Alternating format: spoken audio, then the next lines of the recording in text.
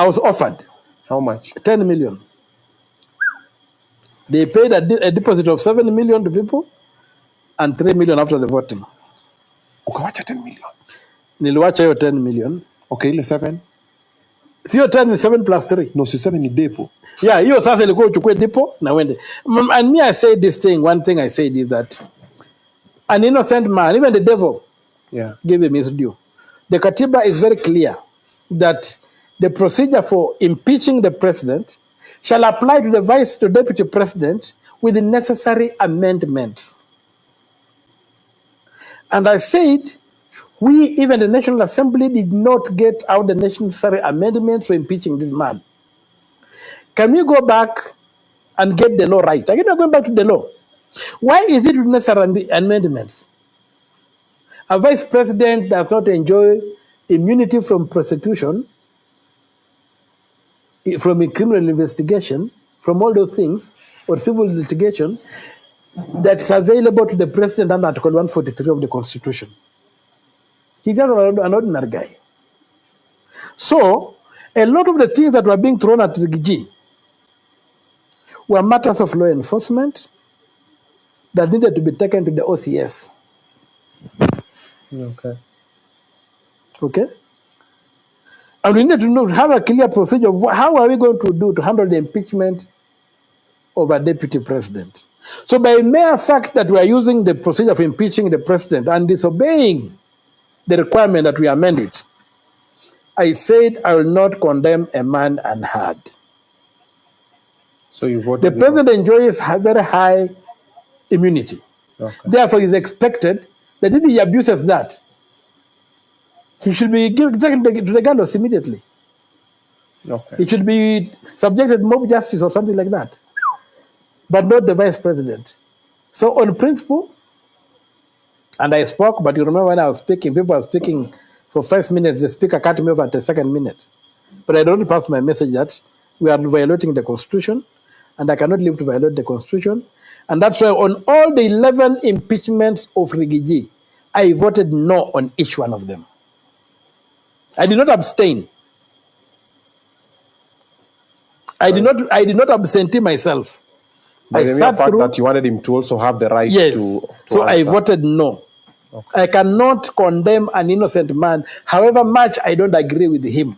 Senator Okiya Omtata is back, and this time around while he was on the Oga Obina show, which is the Obina TV, he talked about some of the things which are happening in this government, which many people don't really see day to day, but in reality they are happening behind the scenes. One of the things which has happened and it really shocked many is when he said that some of the senators were offered up to 10 million to make sure that they impeach Mr. Gachagua'S. This is not the first, this is not the last.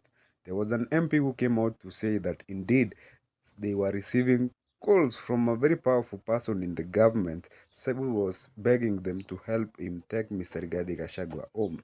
And it's very coincidental because they say that in Kenya 2 billion is lost every day, and that if you multiply the number of money which was being given to some of these senators, let's say 10 senators were given 10 million each, that's 100 million. That's almost a tenth of the 2 billion which is being lost daily.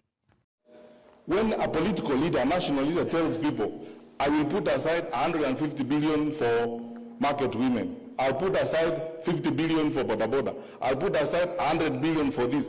I know how much our budget is and the projected growth of our budget. That time you have not talked about the amount of money that you are taking to counties, you have not talked about transfers for the education sector and so on. Where are you going to get that money to provide that kind of service? You're just lying to those people because you are telling them things they want to hear. And because they won't ask you questions, you just get along with it. You know, when you keep saying this deep state, who is that? And the people are using that phrase and complaining are members of the National Security Council. They hold public offices. They tell you they are powerful people. So who is that? Not this facade and stories that are being coined and being bandied around. Just so that people create excuses and the camouflage around things that don't exist to survive. Or create excuses and pathways of lying and carrying the public along with them. I want to ask you as church ministers, I am your son, and as a public servant, We have a country to serve. Let us not be victims of some of these lies that you keep hearing around. But things that just don't make sense even to a fool. How would you tell people? Yeah. How would you stand up? I'm asking you. How, Bishop, how would you stand up in public and tell me, who is that? And then you don't even have the courage enough to take a decision and say, okay, because I don't agree with the Attorney General and all these people, me, I'm not going to be party to you. In the morning, you speak like government. In the afternoon, you speak like opposition. The artists, the political artists, who want to avoid that conversation, they come up with all manner of excuses. Oh, there are people who hate me called deep state, and you sit with them daily. So when do they become deep? When they are with you or they are not with you? This story of you must look for a way of creating some level of sympathy so that people can sympathize with you, that you are an underdog. So you create some phantom, some fictitious devils that are existent somewhere that are against you. And these devils are not described. So you use some communist type language and call them deep state. And say, you know, these people, they may be having the state, but we have God. God is for all of us. You can't have God yourself. People are running around here who have held public responsibilities. They are not accounting for what they did when they were holding those public responsibilities. You are the religious leaders. The story of talents in the New Testament. What did you do with the ones I gave you first before you come for more?